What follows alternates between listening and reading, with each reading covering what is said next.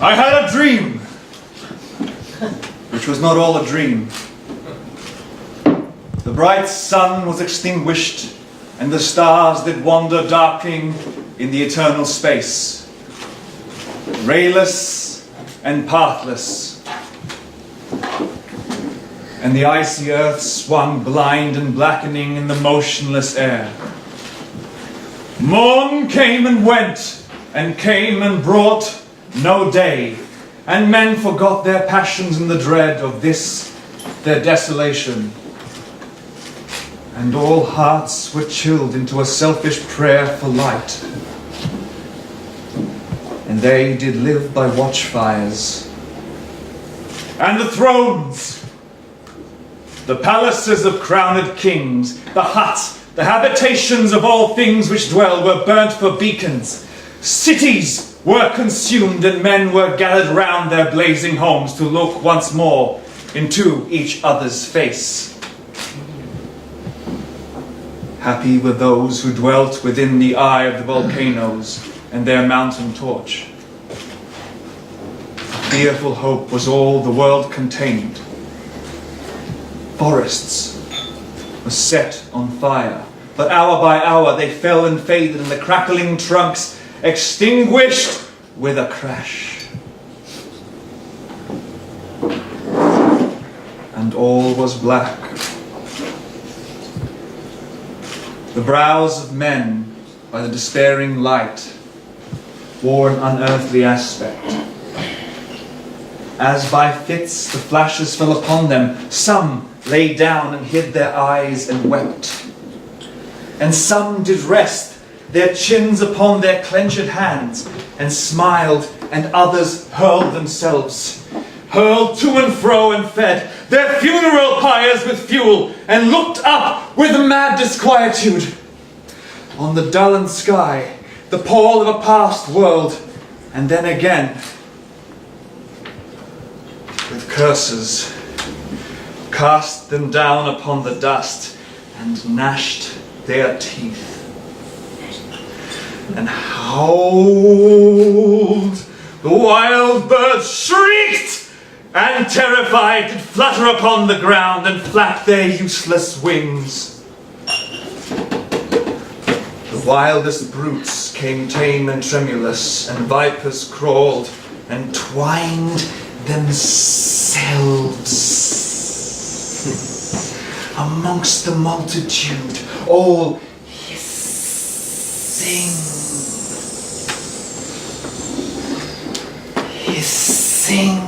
but stingless, and they themselves were slain for food. And war, which for a moment was no more, did glut himself again. A meal was brought with blood, and each sate sullenly apart, gorging himself to gloom. No love was left. All earth was but one thought, and that was death. Immediate and inglorious, and the pang of famine fled, and the pang of famine fed upon all entrails. Men died, and their bones were tombless as their flesh. The meager by the meager were devoured. Even dogs assailed their masters, all save one, and he was faithful to a cause. And he kept the birds and beasts and famished men at bay, till hunger clung them, or the dropping dead lured their lank jaws. Himself sought out no food, but with a piteous, perpetual moan and a quick, desolate cry,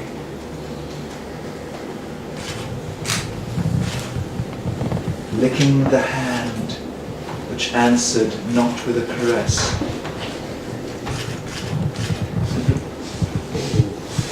He died.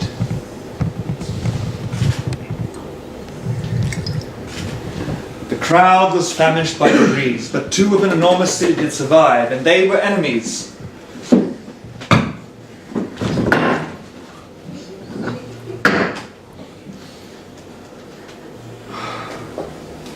They met beside the dying embers of an altar place where they had been heaped, a mass of holy things for unholy usage. They raked up and shivering scrapped with their cold skeleton hands the feeble ash, and their feeble breath blew for a little life and made a flame.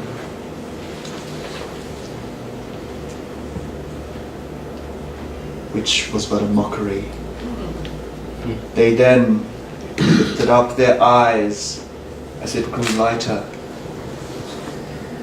and beheld each other's aspects, saw and shrieked and died. Even of their mutual hideousness they died. And knowing who he was, upon whose brow famine had written fiend. The world was void. Populous and the powerful was a lump, seasonless, herbless, treeless, manless, lifeless, a lump of death, a chaos of hard clay. The rivers, lakes and oceans all stood still. Nothing stirred within their silent depths. Ships, sailorless, lay rotting upon the seas, and their masts fell down piecemeal as they dropped. They slept on the abyss without a surge.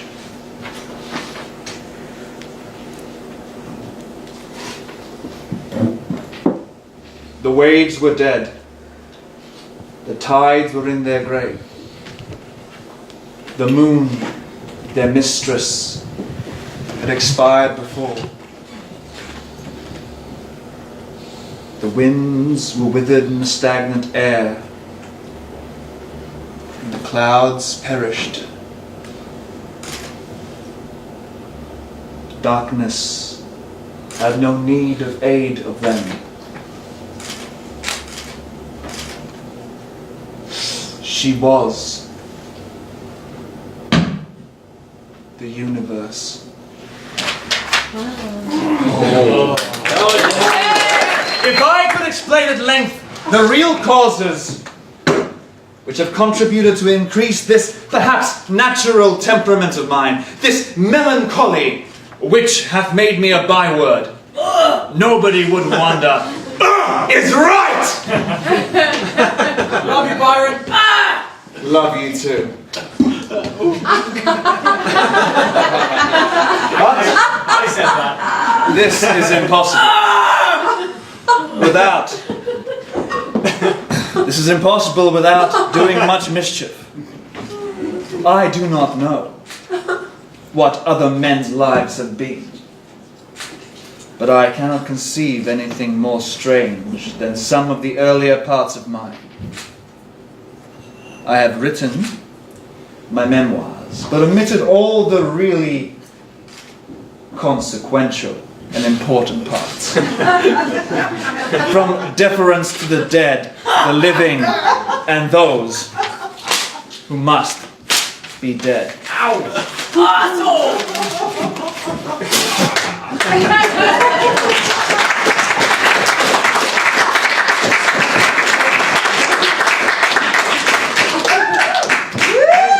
Yeah! Apart from poetry, shagging, and other things, I wrote a bunch of plays. Here's one, a section of one called Manfred.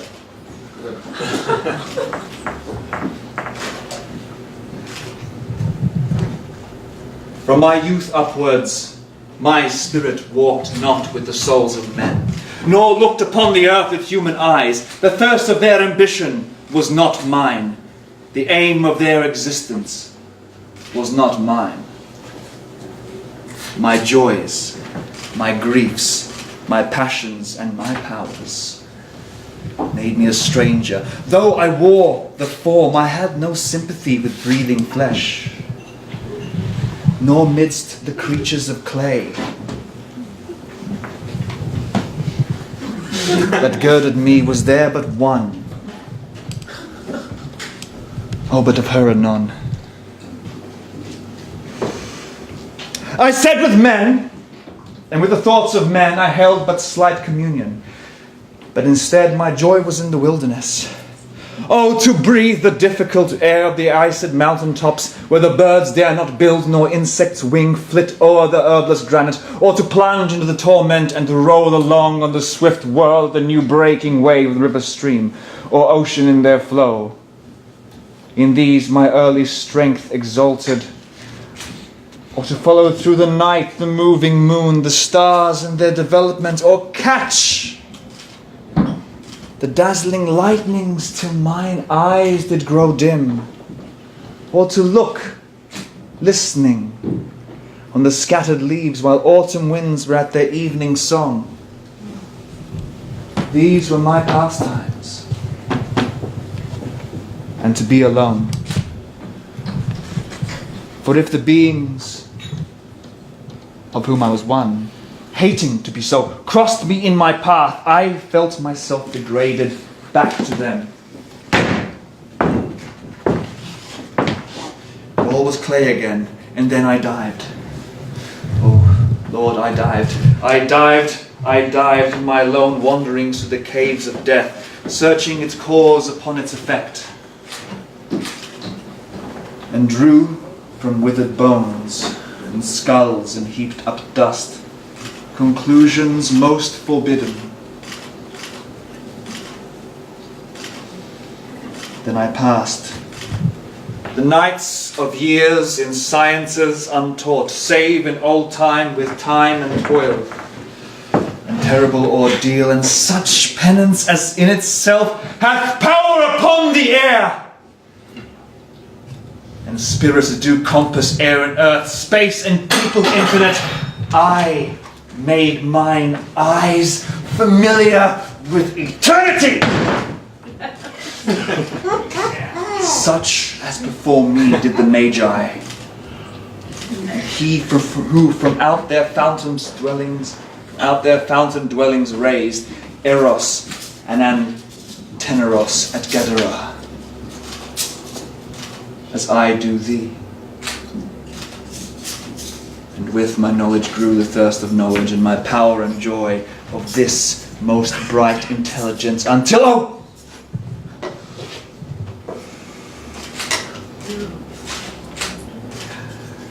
But thus prolonged my words, boasting these idle attributes, because as I approach the core of my heart's grief,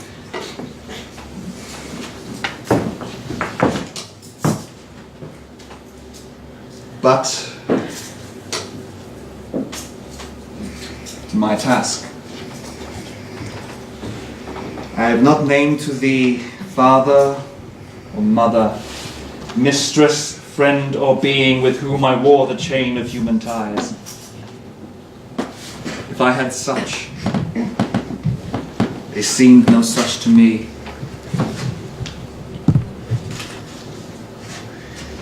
Yet there was one. She was like me in lineaments.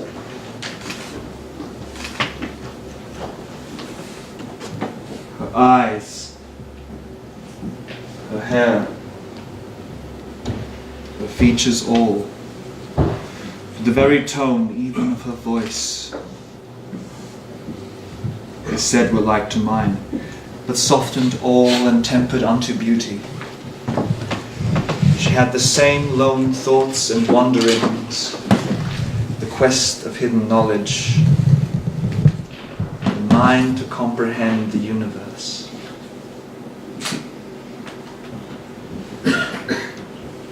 No, not these alone, but with them gentler powers than mine. Pity, and smiles and tears. But that I had for her, humility, and that I never had. Her faults were mine, her virtues were her own. I loved her and destroyed her, not with my hand, but heart which broke. Her heart, it gazed on mine and withered. I have shed blood, but not hers.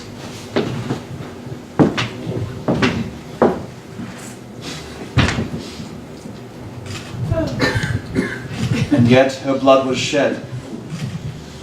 I saw, and could not stanch it.